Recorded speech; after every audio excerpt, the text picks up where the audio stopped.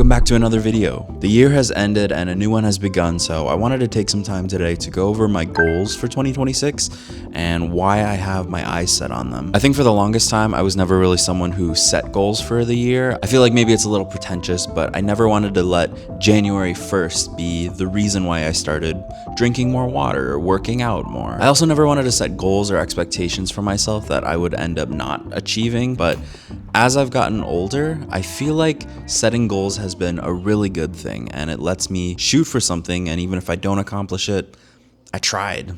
If you never make a dream, how can it come true?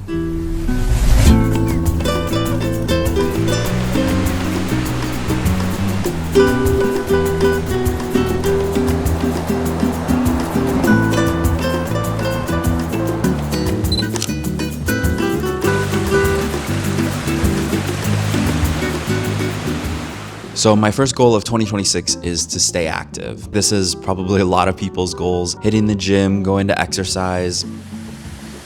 But for me, it's a really great excuse to get out of the house and away from the computer.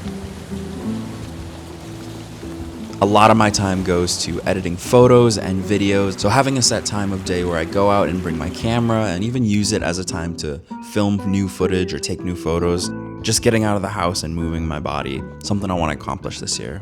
But that doesn't mean that fitness doesn't suck sometimes.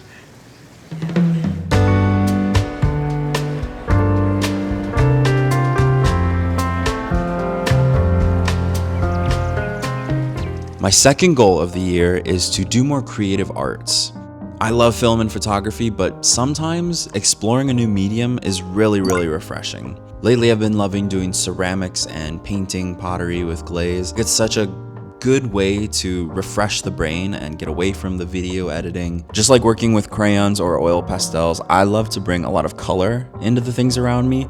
And so surrounding myself in crafts and these colors has always felt nourishing to my brain to step away from the video of it all and just make things with my hands. It just feels relaxing and addicting at the same time.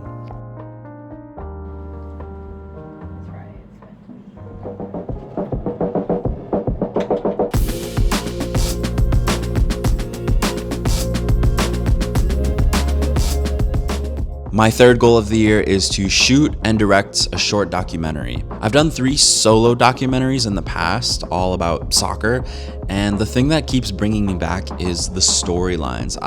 I could talk about soccer for days, shooting it, directing it. There is no better way to learn something than to do it hands-on, and with documentary work, it's so easy to start. You just find a story through your real life and document it. It's super interesting for me with a background in photojournalism to combine these skills and to network with people, hearing their story, hearing their journey, hearing why they're so passionate or frustrated or disappointed in something, and sharing it with an audience in a form that's really entertaining. Soccer especially is really interesting for me to document because every season new storylines appear and new things arise. There's just something so powerful about capturing that slice of life, that month, that season, that half of a year, that year, that makes me love to be able to look back on it and remember exactly what it was like to be in there.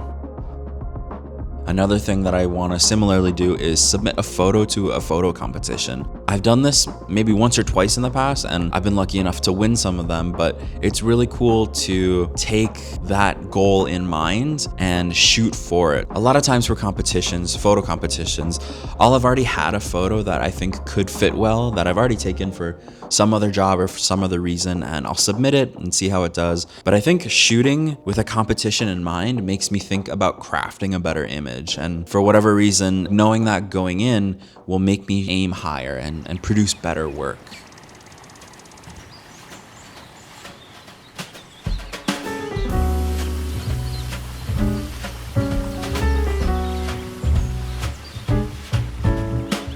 My fourth goal this year is to slow down. A lot of my goals that I haven't even mentioned in this video are about speeding up and doing as much as possible, documenting, editing, making the year have a lot of content and a lot of production that I can look back on and be proud of. But at the same time, I still want to slow down. I really want to read a lot more books this year. I set a goal of maybe 12 per the year, 1 per month. So that means carrying this thing around as my Kindle. Being lost in a book is so much better than spending time scrolling on your phone. It prompts me more to read intentionally.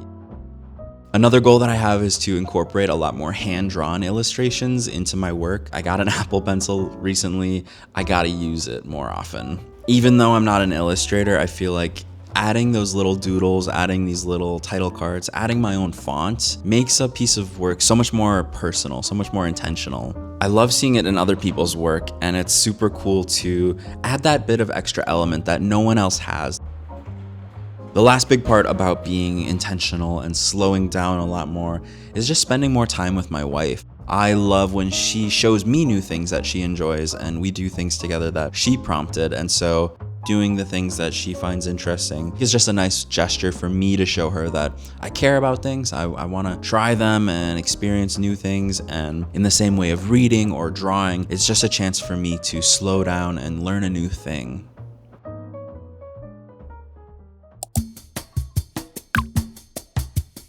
Okay, so the part of the video that I didn't have planned was, how do I accomplish these goals? I'm a very visual person, so this year I'm visualizing my goals as circles. The big overarching circle that encompasses them all, that bubbles them together, is the dream. My dream this year is to be able to look back on it and just have an incredibly big body of work, an incredibly big output, a big production of videos, of visuals, of graphics, of whatever that I can look back on and have proof that I did stuff this year. I want to be able to look back and be like, okay, these memories and life experiences don't all exist just up in here. They're tangible. They're things that I can watch and share with other people.